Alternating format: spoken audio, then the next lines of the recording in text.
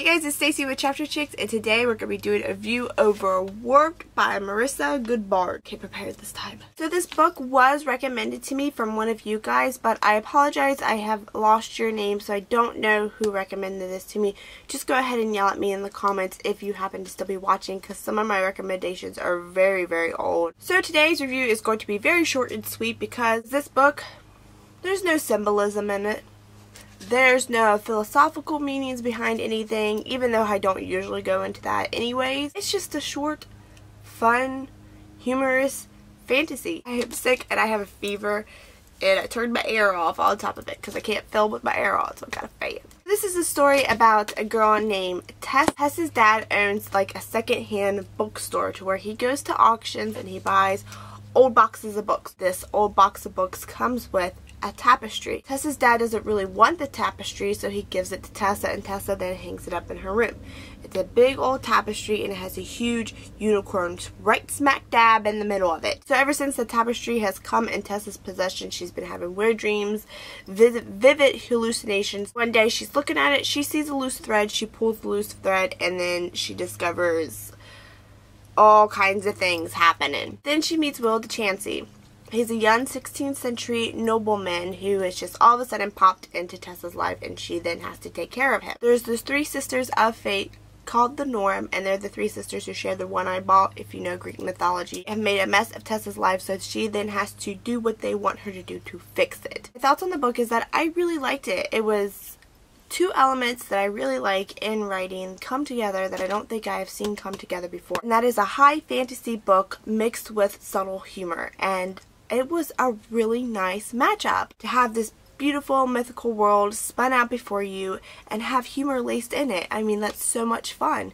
People should do that more often. In terms of the characters, usually these girls in these high fantasy books are very dependent and very annoying and very whiny at times. I really liked Tessa. She had a very good head on her shoulders, and she wasn't quick to fall for any of the mythical things. Like, she actually is grounded and she doesn't have her head in the clouds. It's actually kind of nice to see a character that has to have a little bit convincing when it comes to certain elements that come in, versus other characters who, when they hear this outrageous thing for the first time, they're just like, okay, I accept it. The quote on the back of the book doesn't have any of the humor in it that I was talking about, but you can still feel how good of a writer she is from this passage. So I'm going to go ahead and read it to you. I don't think it's a spoiler. There is some plot points in this little thing, but it's on the back of the book, so come on. You were eventually going to read it anyways if you got this book. His eyes, Tessa stared, blinked, and slowed her struggling. That face, those eyes, definitely came from a dream, didn't they? And it was impossible, but she could have swore she saw recognition in his expression as well. Pray don't scream, he said, examining her closely. It was you who released me. Released you, Tessa whispered. She trembled as an eerie sort of understanding crept over her. The tapestry. She turned her head. The tapestry hung on the wall, smooth and intact. But the center of the picture, the clearing, was empty. The green grass had been replaced by a shadowy darkness of tangled threads. The unicorn was gone. Woo! So you can see what I'm saying, that she does have a lot of good elements in her writing. Just a very smooth flow, which I really like.